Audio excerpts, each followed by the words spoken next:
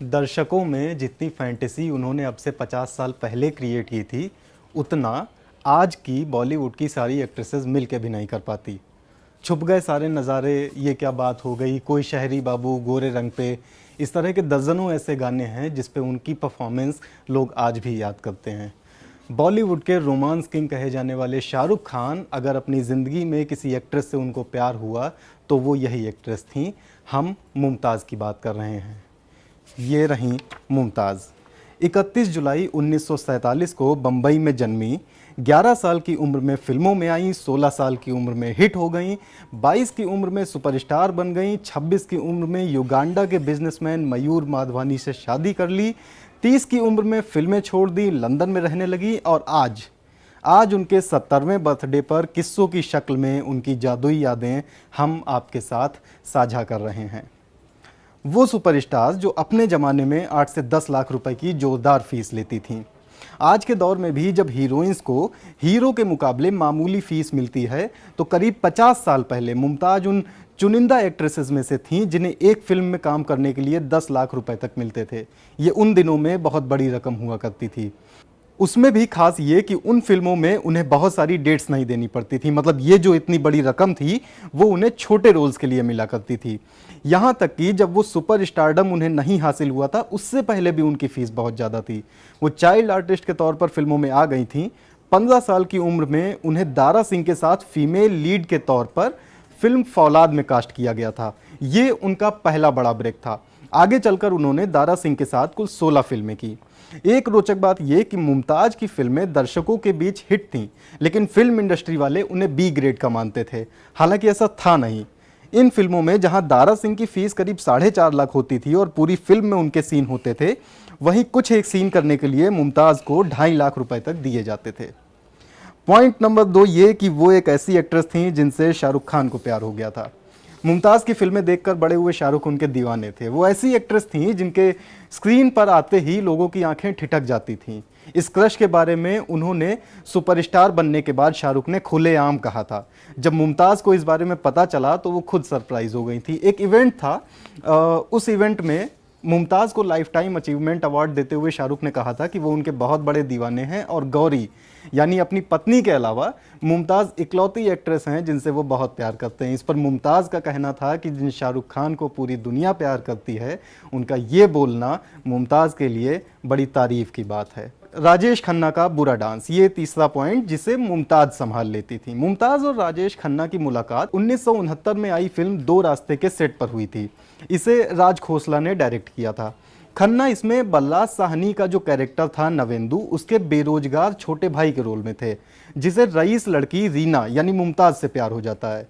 ये family drama film थी जिसके बाद दोनों में अच्छी दोस्ती हो गई थी। दोनों ने साथ में कई हिट फिल्में दी, जय जय शिव शंकर, बिंदिया चमकेगी और गोरे रंग पे ना इतना गुमान कर। इन जैसे गानों में इन दोनों की जोड़ी को बहुत याद किया जाता है। मुमताज़ याद करती हैं कि जब राजेश खन्ना अपने दोस्तों को लेकर बहुत चूज़ी थे, लेकिन वो उनकी करीबी दोस्तों में से थीं। दोनों एक दूसरे के पड़ोसी भी थे। वो मुमताज़ को मजाक में ए मोटी इधर आ कहकर बुलाते थे। वहीं मुमताज़ राजेश खन्ना की फीमेल फ़ैन फॉलोइंग को लेकर उन्हें खूब चिढ़ाती थीं। राजेश डांस के मामले में जरा कच्चे थे। इन दोनों के जितने भी हिट गाने रहे हैं उनमें दोनों के साथ वाले शॉट्स जहाँ जहाँ भी होते थे, वहाँ जब राजेश खन्ना फिसलने लगते थे, थोड़ा कमज़ोर पड़ जाते थे, तो मुमताज़ अपनी परफॉर्मेंस से चीज़ें संभाल लेती थीं। ऐसे गानों को फिल्माते समय जो डांस मास्टर होते थे, कोरियोग्राफर होते थे, वो राजेश खन्ना की कमज़ोरी को दिखाने के बजाय वो एक शॉर्टकट अपनाते थे कि वो राजेश खन्ना का चेहरा दिखाने लगते थे, वो क्लोजअप शॉट लेने लगते थे। और जब मुमताज़ आती थी तो उनके बड़े शॉट लिए जाते थे। इस तरह गाना पूरा हो जाता था।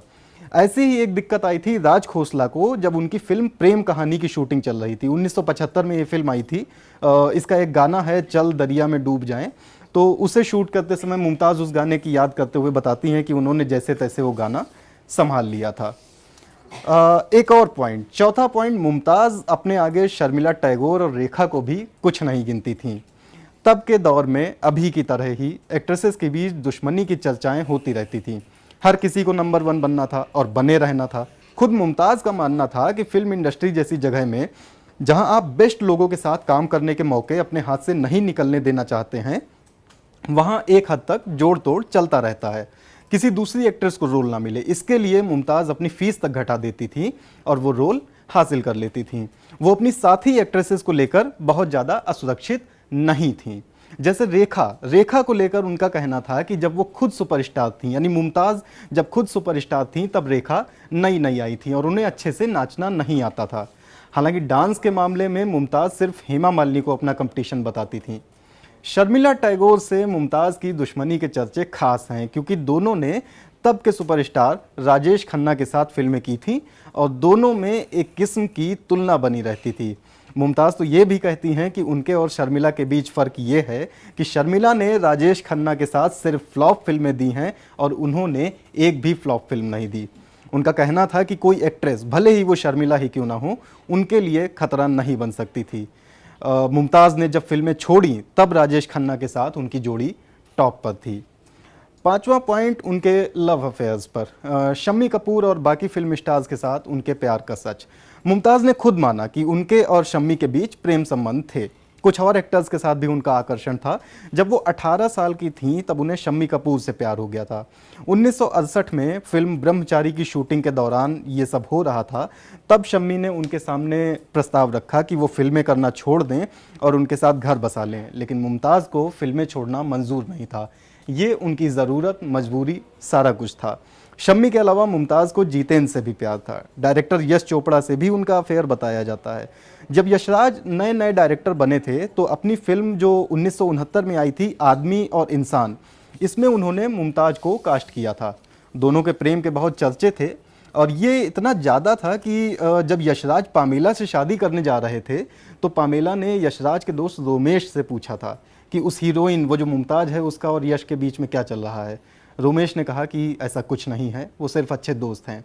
हालांकि बाद में एक इंटरव्यू देते हुए पामेला ने कहा कि रोमेश ने ऐसा कहा ज़रूर था, लेकिन ये सच नहीं था। मुमताज़ का कोई भी अफेयर मुकाम तक नहीं पहुंचा। इसकी वजह यह थी कि मुमताज़ फिल्मों से पैसा कमाने और अपने परिवार की जिम्मेदारी पूरी करने में बहुत डूबी हुई थी।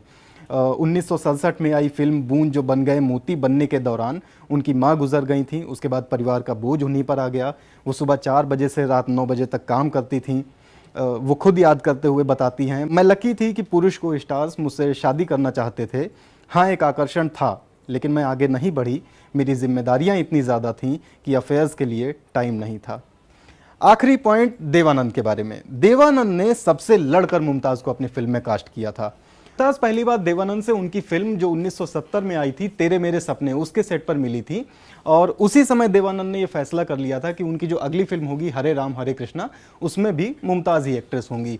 लेकिन इस फिल्म में मुमताज़ को कास्ट कैसे किया गया, इसका किस्सा बहुत रोचक है।